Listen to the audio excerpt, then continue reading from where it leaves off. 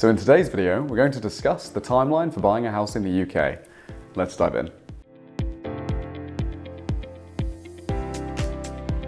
So the first step is preparing your finances and deposit for a mortgage. In terms of preparing your finances, if you're employed, you should try to gather your payslips and corresponding bank statements. If you're self-employed, your tax calculations and tax year overviews. Go through your credit report, make sure ideally that's clean.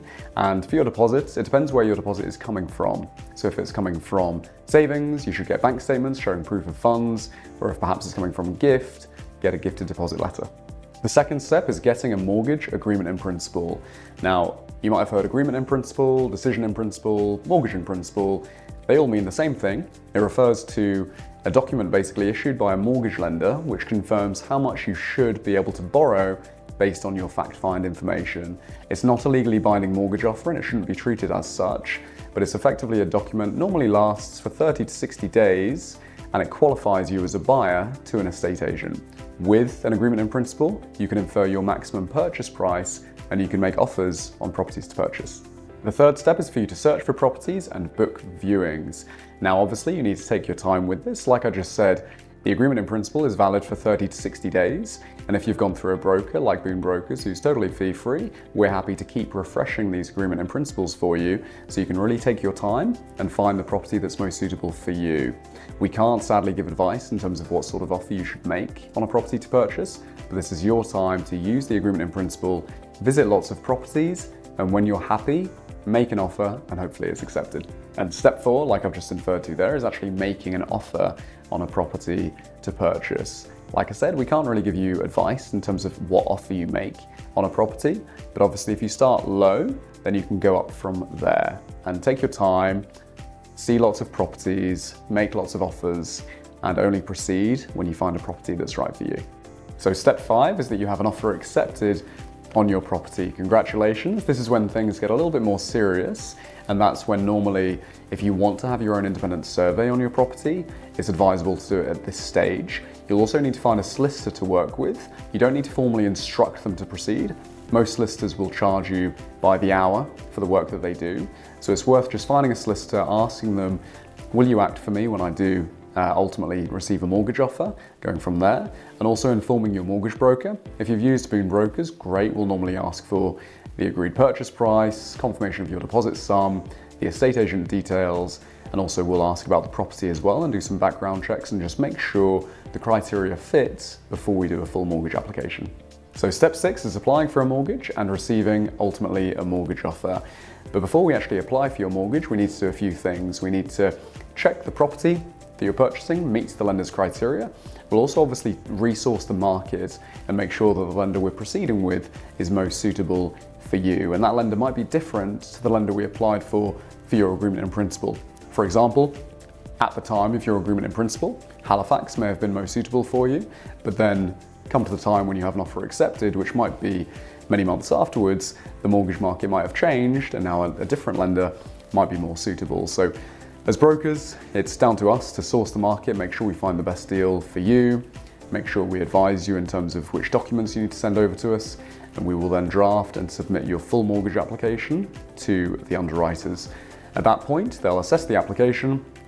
If we've done our job properly, which you'd hope we would have done, they'll approve your application for your own personal circumstances, but then they'll need to instruct their own valuation on the property.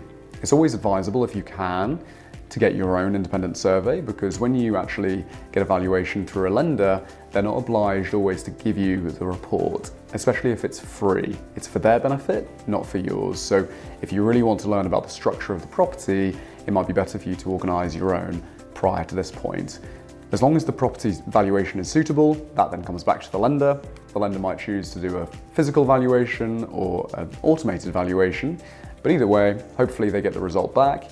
And as long as that is suitable, they will then issue a mortgage offer.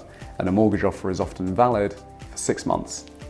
Now, step 7, after your mortgage offer has been issued, is the conveyancing side of the process. Now, like I said before, your solicitor shouldn't really have got involved prior to this point, because until you've got a mortgage offer, your mortgage isn't guaranteed. It's not legally binding to the lender for any foreseen periods. So Normally people will start the conveyancing work after the mortgage offer's been issued. And what conveyancers will do is they'll do quite a few checks. They'll do land registry searches, they'll review contracts and ownership records, raise any legal inquiries with the vendor, check your mortgage conditions and make sure you're actually suitable from a legal perspective. This can take some time. That's why mortgage offers are valid for 6 months. So like I say, your solicitor, it really does also depend on the vendor's solicitor too and their timelines, but your solicitor will let you know an approximate exchange of contract date, but it might be far longer than your mortgage application process. Now, the final step of the process is exchanging contracts and completion. Now, like I said, at this point, you've got your mortgage offer, your conveyancer's completed the process, and also crucially, if you're buying in a chain where there's lots of different transactions going on at once, that chain is now finally concluding and all parties are completing on their transaction. That actually is what delays applications the most from completing. So hopefully all of that has concluded, and now your solicitor can arrange an exchange of contracts date with the vendor's solicitor. Now at that point, that's when you officially own the property, and following that point, your mortgage terms will kick in, and the month after, you'll receive your first bill for your mortgage payment.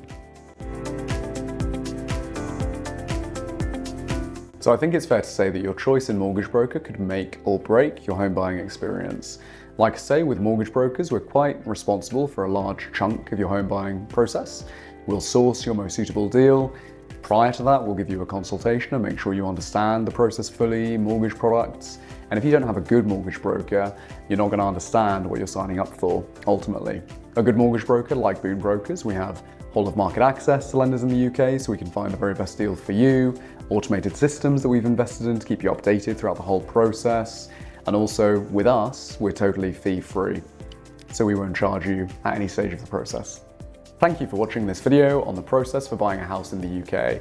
If you'd like to learn more, read the blog below, or also download our PDF guide on the process. If you'd like to submit an inquiry and receive a call back from one of our brokers, go to the boonbrokers.co.uk website. We'd be more than happy to help you.